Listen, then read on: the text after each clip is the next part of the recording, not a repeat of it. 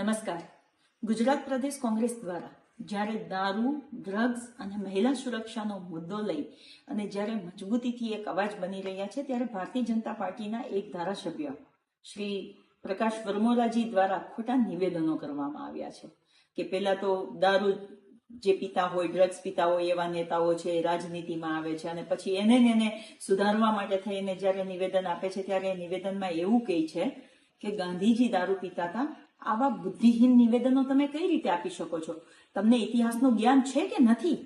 તમે મને એક રેફરન્સ તો એવો બતાવો કે જે ગાંધીજીએ દારૂ પીધો હોય.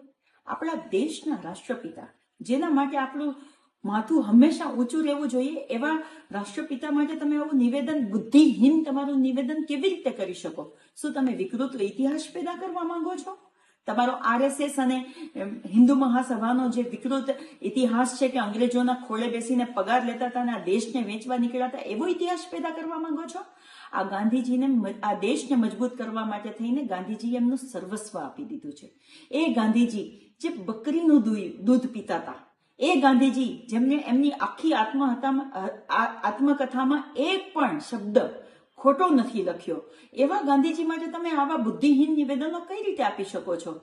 હા, તમારી સરકાર દ્વારા અને તમારા નેતાઓ દ્વારા વારંવાર સરદાર વલ્લભભાઈ પટેલ અને નહેરુજીની વચ્ચે પણ મતભેદો ઉભા કરવાની વાત કરવામાં આવી છે. મારે તમને કહેવું છે કે 1949માં જ્યારે નહેરુજીનો જન્મદિવસ હતો ને, ત્યારે માનનીય સરદાર વલ્લભભાઈ પટેલે નહેરુજીને લેટર લખ્યો હતો કે તમારી અને મારી વચ્ચે મતભેદો ઉભા કરવાના પ્રયત્ન આપણા વિરોધીઓ કરી રહ્યા છે, પણ આપણે બંને સારા મિત્રો અને મજબૂત મિત્રો છે અને આપણા આ દેશને, બંધારણને મજબૂત કરવા અને આ દેશના નીવને મજબૂત કરવાના પ્રયત્નો આપણે કરી રહ્યા છીએ. એવા આપણા ગાંધીજી, નહેરુજી અને સરદાર વલ્લભભાઈ પટેલ હતા અને આ ઇતિહાસને તમે ક્યારેય નહીં છુપાવી શકો.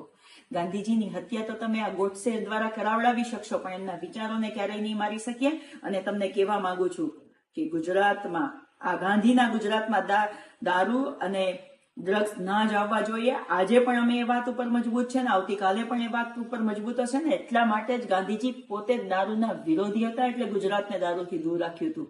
એ ગુજરાતની સંસ્કૃતિને સાચવવા માટે બંધ રાખ્યું હતું. એટલે આવા બુદ્ધિહીન અને આવા વિકૃત નિવેદનો બીજી વાર ના કરતા તમે.